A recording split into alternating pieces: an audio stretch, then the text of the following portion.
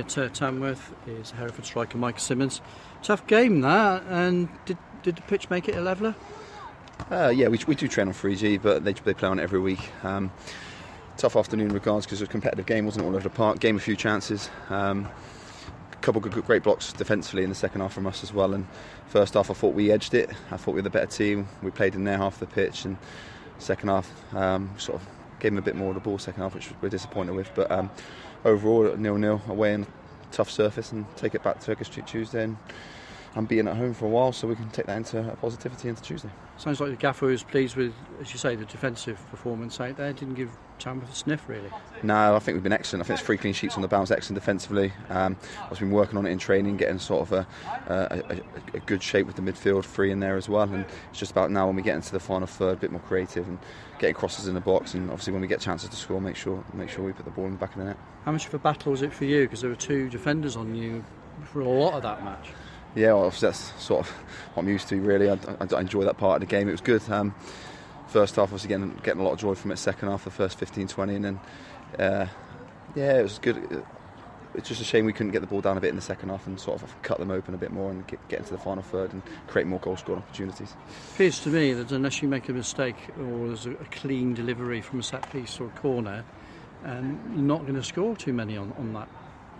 No, so we had a couple of dangerous set pieces today, and hit the crossbar. I know obviously the keeper had one covered and it just bounced on top of the bar, but we've been working a lot on set plays in training and sort of were dangerous, but getting the drop downs in the first half, Nico had one which obviously I thought that was going straight in. Obviously keeper's guessed the right way and he saved it, but when we do get into wide areas, just putting balls in the box, strikers making sure on the move and sort of a bit more creativity around the edge of the box. Because free kicks, you seem to be a lot more fluid. There seems to be more ideas than I've seen for a while.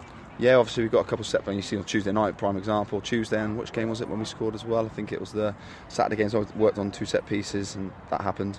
2 goals last Tuesday and Saturday before.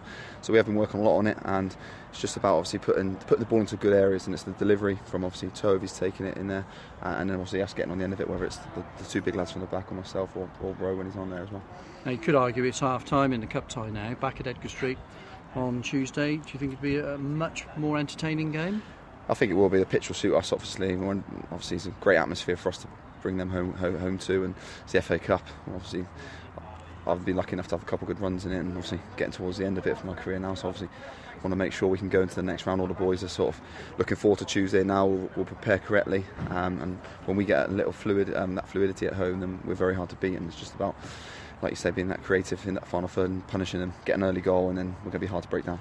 Thanks for your time. No worries, thank you.